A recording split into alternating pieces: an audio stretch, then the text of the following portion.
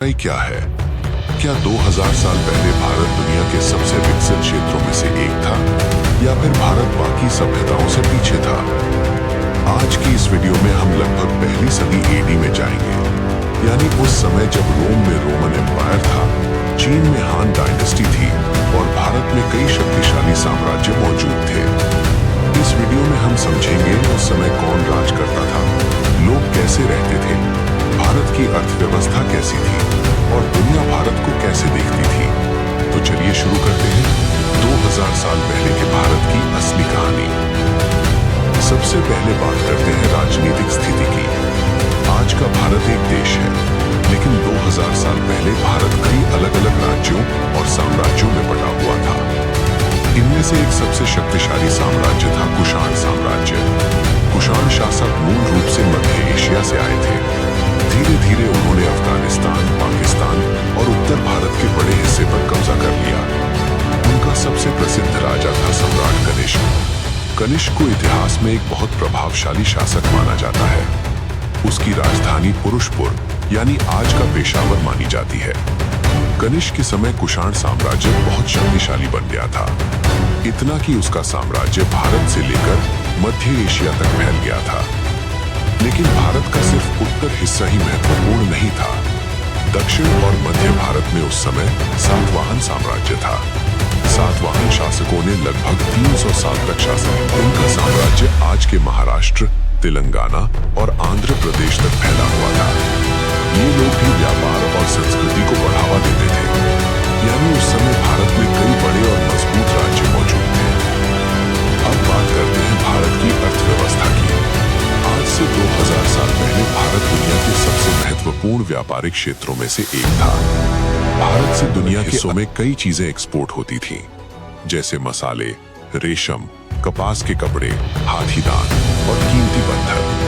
खास तौर पर भारतीय मसाले रोमन साम्राज्य में बहुत लोकप्रिय थे। रोम के अमीर लोग भारतीय काली मिर्च और मसालों के लिए बहुत पैसा खर्च करते थे। इतना ज्यादा व्यापार होता था कि कई बार रोमन सोने के सिक्के भारत में मिलते हैं। इतिहासकारों का मानना है कि रोमन साम्राज्य से भारी मात्रा में सोना भारत आया। रोम के एक लेखक प्लिनी द एल्डर ने तो शिकायत भी की थी कि भारत, चीन और अरब देश रोम का बहुत सारा सोना ले जा रहे हैं। अब सवाल आता है, ये व्यापार कैसे होता था? उस समय दो बड़े रास्ते थे। पहला था सिल्क रूट। ये एक विशाल व्यापारिक नेटवर्क था जो चीन से शुरू होकर मध्य एशिया और भारत से होते हुए रोमन साम्राज्य तक जाता था। दूसरा था समुद्री व्यापार। भारत के कई बंदरगाह रोमन व्यापारियों के लिए महत्वपूर्ण थे, जैसे मुसिरिस केरल, वारीगाजा यानी भरूच और अरिकामेडू तमिलनाडु। यहाँ से जहाज रोम, मिस्र और अरब देशों तक जाते थे। यानी भारत 2000 साल पहले भी ग्लोबल ट्रेड नेटवर्क का हिस्सा था। अब बात करते हैं शहरों और जीवन शैली की। उस समय भारत में कई बड़े शहर मौजूद थे, जैसे पाटलिपुत्र, मथुरा, उज्जैन, तक्षशिला। इन शहरों में व्यापार, कला और शिक्षा का विकास हो रहा था। तक्षशिला उस समय दुनिया के सबसे बड़े शिक्षा केंद्रों में से एक माना जाता था। यहाँ छात्र राजनीति, चिकित्सा, दर्शन और युद्ध कला जैसी चीजें सीखते थे। अब बात करते हैं धर्म और संस्कृति की। 2000 साल पहले भारत धार्मिक विविधता का केंद्र था। यहाँ कई धर्म मौजूद थे, जैसे हिंदू धर्म, बौद्ध धर्म, जैन धर्म। कुषाण सम्राट कनिष्क बौद्ध धर्म का बड़ा समर्थक था। उसने बौद्ध धर्म के प्रचार में बड़ी भूमिका निभाई। इसी समय बौद्ध धर्म भारत से बाहर फैलना शुरू हुआ।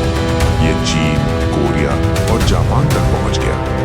आज भी इन देशों में बौद्ध धर्म की जड़ें प्राचीन भारत से जुड़ी हुई हैं। अब बात करते हैं विज्ञान और ज्ञान की। प्राचीन भारत में कई विद्वान गणित, खगोल विज्ञान और चिकित्सा पर काम कर रहे थे। आयुर्वेद चिकित्सा की एक महत्वपूर्ण प्रणाली थी। इसी तरह गणित में भी कई महत्वपूर्ण विचार विकसित हुए। आने वाले समय में भारतीय गणितज्ञों के विचार अरब देशों के जरिए यूरोप तक पहुंचे। लेकिन इतिहास को समझते समय एक बात याद रखना जरूरी है। अक्सर लोग प्राचीन भारत को या तो बहुत ज्यादा महान दिखाते हैं या बहुत ज्यादा कमजोर। लेकिन सच्चाई ये है कि हर सभ्यता की तरह प्राचीन भारत में भी ताकत और कमजोरियां दोनों थी। ये एक विकसित और समृद्ध सभ्यता थी, लेकिन ये आधुनिक दुनिया जैसी एडवांस नहीं थी। अगर हम पूरी दुनिया को देखें तो 2000 साल पहले रोम, चीन और भारत तीनों ही बड़े सभ्यता केंद्र थे। इनके बीच व्यापार, विचार और संस्कृति का आदान प्रदान होता था, यानी दुनिया उस समय भी काफी हद तक इंटरकनेक्टेड थी। अगले कुछ 100 सालों में भारत के इतिहास में एक नया दौर आएगा और फिर उभरेगा गुप्त साम्राज्य, जिसे कई इतिहासकार भारत का गोल्डन एज कहते हैं। लेकिन वो कहानी किसी और वीडियो के लिए। तो अब सवाल ये है, क्या 2000 साल पहले भारत महान था? हाँ, कई मायनों में था। क्या वो परफेक्ट था? नहीं। लेकिन एक बात साफ है, प्राचीन भारत दुनिया की सबसे महत्वपूर्ण सभ्यताओं में से एक था और उसकी कहानी सिर्फ गौरव की नहीं बल्कि सीख की भी है। क्योंकि इतिहास हमें ये सिखाता है कि कोई भी सभ्यता हमेशा एक जैसी नहीं रहती। वो बदलती है, विकसित होती है और कभी-कभी गिरती भी है। अगर आपको ऐसी ही हिस्ट्री एक्सप्लेन्ड वीडियोस पसंद है तो वीडियो को लाइक जरूर करें और चैनल को सब्सक्राइब करना मत भूलिए। हम मिलेंगे अगली वीडियो में इतिहास की एक और दिलचस्प कहानी के साथ।